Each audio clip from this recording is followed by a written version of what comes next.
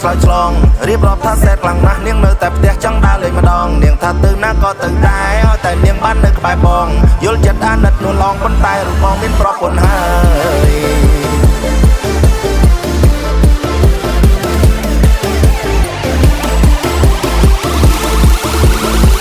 ក្នុង Facebook នាងក៏បានឃើញរូបប្រពន្ធនឹងកូនបងហើយបងផុសឲ្យគេបានដឹងថារូបបងនឹងមិនទំនេរឡើយប្រុសបងនេះមិនដូចប្រុសគេអត់មានទេលួចលាក់ទី3ជាប្រុសស្មោះស្ម័គ្រភក្តីមិនចេះញញៃស្រីញីខាងក្រៅ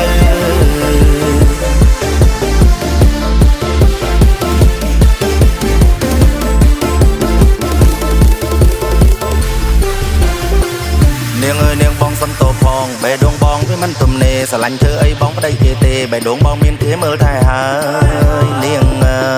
យ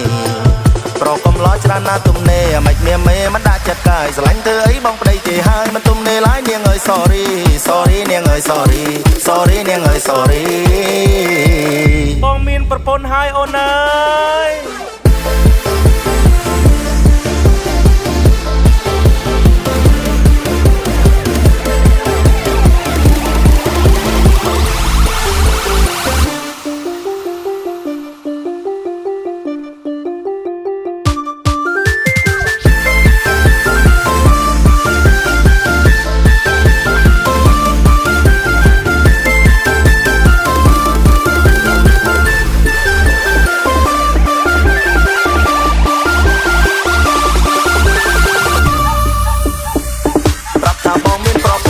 តែត្រាំត្រៃនៅចង់ឆ្លើយឆ្លងរៀបរាប់ថាសែតខ្លាំងណាស់នាងនៅតែផ្ទះចង់ដើរលេងម្ដងនាងថាទៅណាក៏ទៅដែរឲ្យតែនាងបាននៅក្បែរបងយល់ចិត្តអាណិតនួនឡងប៉ុន្តែរូបបងមានប្រពន្ធហើ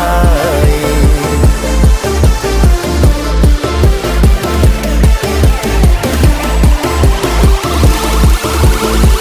ក្នុង Facebook នាងក៏បានឃើញរូបប្រពន្ធនឹងកូនបងហើយបងផុសឲ្យគេបានដឹងថារូបបងនឹងមិនទំនេរឡើយប្រុសបងនេះមិនដូចប្រុសគេអត់មានទេលួចលាក់ទី3ជាប្រុសស្មោះស្ម័គ្រភក្តីមិនចេះញញៃស្រីញីខាងក្រៅ